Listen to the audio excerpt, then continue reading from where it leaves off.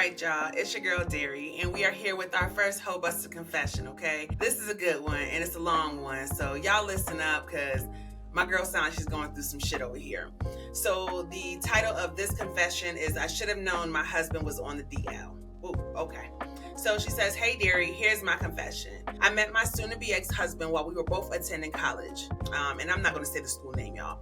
We met our sophomore year at a house party. He's super handsome, comes from a pretty decent family, although like all, they have their quirks to them.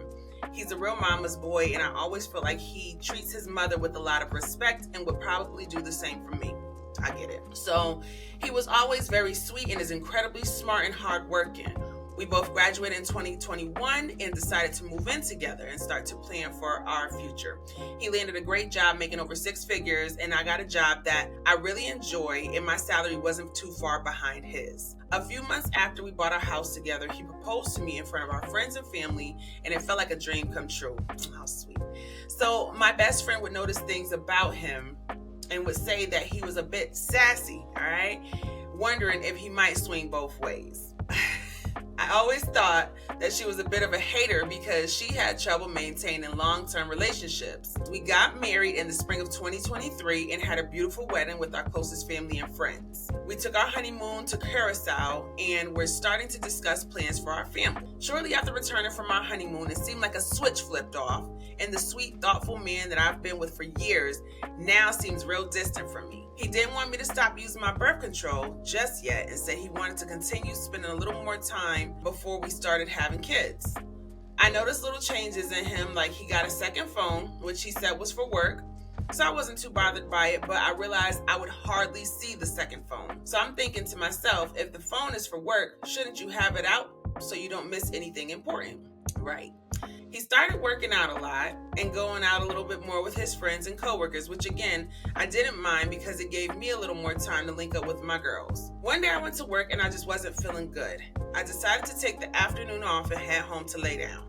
I called him on the way home, but he texted me back saying he was in a work meeting and he'd call me when the meeting wrapped up. I didn't immediately see his reply, and when I got home, his car was in our driveway. He didn't mention he was working from home that day, which he does on occasion. I noticed there was another car parked out front, but I assumed it may be one of our neighbors since it wasn't directly in front of our house, but positioned between our house and our neighbors to the right of us. I entered the code on our door keypad, and the second I opened the door, I can hear my husband moaning. Y'all. Our master bedroom was on the first floor near our kitchen. I'm walking to the bedroom and there was another voice talking, but the voice was kind of low. I thought my heart was going to explode. It was beating so fast. I opened the bedroom door and got the surprise of my life. My husband was getting fucked by another man, y'all. Whew, Lord have mercy. I couldn't even react for a few seconds and just stared at what was happening in our marital bed.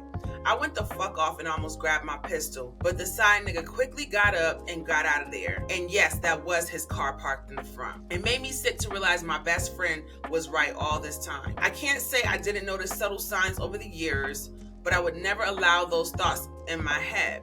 We had only been married for 4 months. Of course, he tried to apologize and claim it was only sex and that he had no feelings for the other man, but the damage was clearly already done.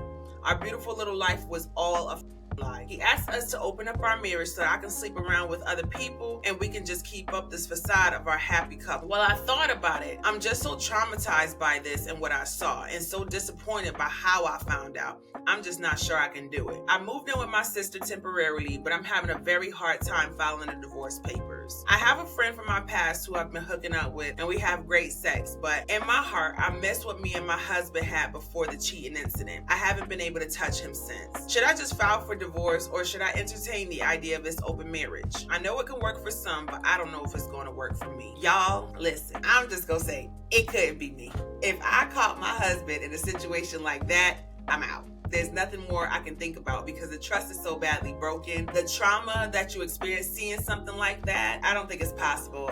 Knowing what I know too about the freedom on the other side of divorce, I know there's a stigma to it. Like, y'all don't even have kids. You did right by not jumping into parenthood as immediately after getting married. I mean, some of us jump into that shit before marriage, but you're in a good space to go start over. Personally, it couldn't be me. So let me know what y'all think about this story. What kind of advice would y'all give to her coming through something like this? I mean, I'm devastated for her. It's one thing for people to come and share this up front, like, this is what I'm into. I've got these little kinks. Hey, you know, I want to explore these options, but to find out like that is totally devastating, and I don't think she's going to be able to get past that. I don't think so. Tap in, leave some comments below, share this story, let us know what you think, and if you have a Hoe-Busting confession that you would like to share, check out the pinned post on our social media platforms. Call us up, send us a DM, or email us, and let's talk about it. All right, peace, y'all.